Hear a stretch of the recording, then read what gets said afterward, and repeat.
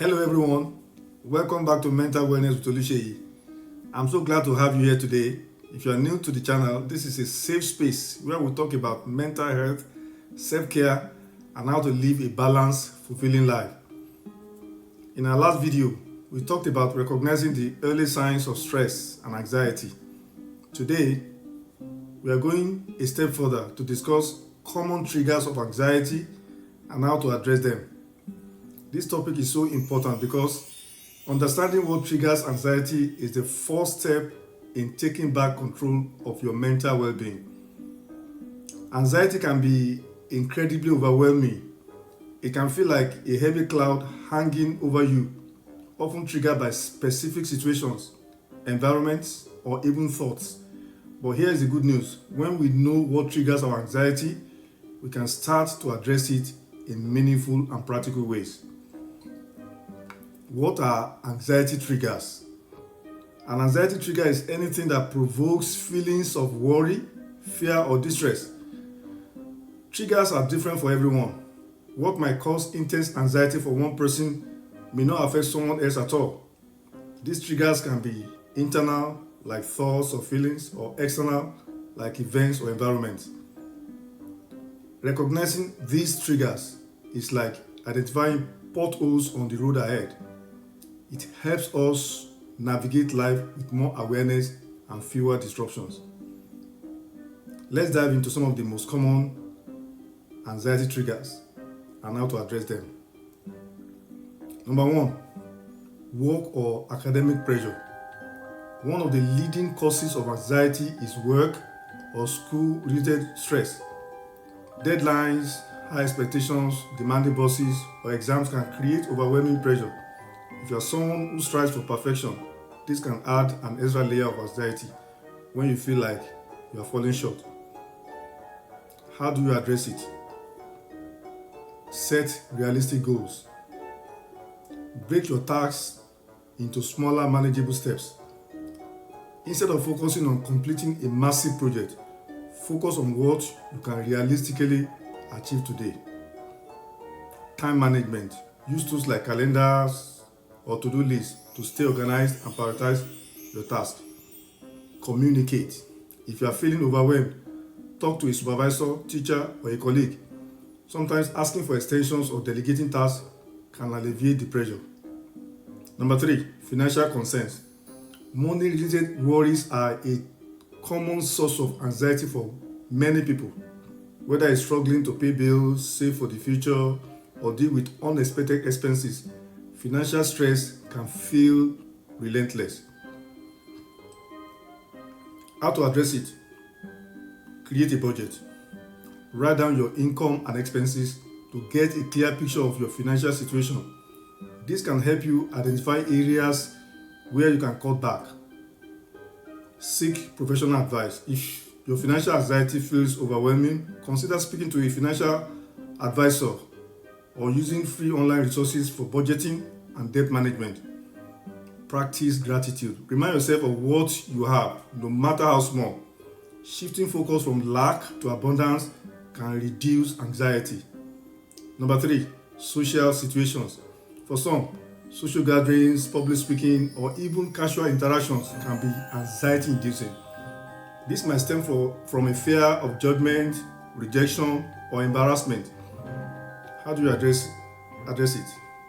Start small. If large gatherings are overwhelming, begin with small social interactions and gradually work your way up. Prepare in advance. Think about potential topics of conversation or rehearse what you might say. Preparation can ease your nerves. Challenge negative thoughts. Remind yourself that people are often more focused on themselves than they are on judging you. Number four, health concerns. Worrying about your health or the health of a loved one can trigger significant anxiety, especially in the age of internet where information and misinformation as well about illnesses is everywhere. How do you address it? Limit online searches. While it's tempting to Google symptoms, it often leads to unnecessary fear. Trust medical professionals for accurate advice. Practice preventive care. Regular checkups, exercise, and a healthy diet can give you peace of mind and a sense of control over your health. Focus on the present instead of imagining worst case scenarios. Focus on the facts and what is within your control. Number 5, personal relationships.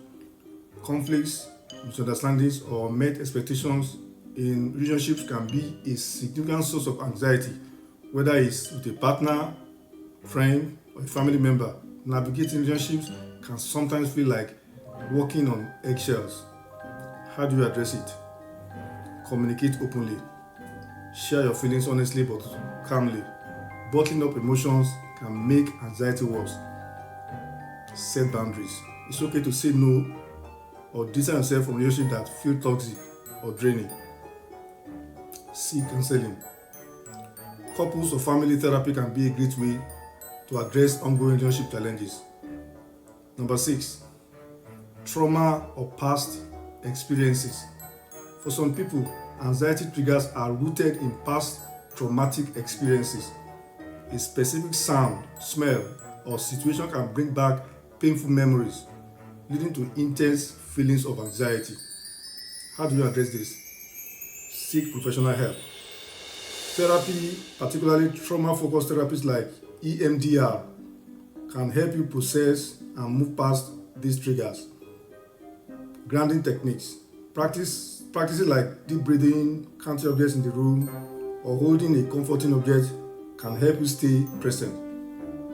Be patient with yourself. Healing from trauma is a journey, not a race.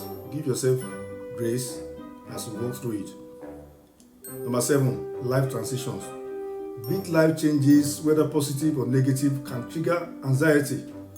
Moving to a new city, starting a new job, or even getting married can bring uncertainty and fear of the unknown. How do you address it? Focus on what you can control.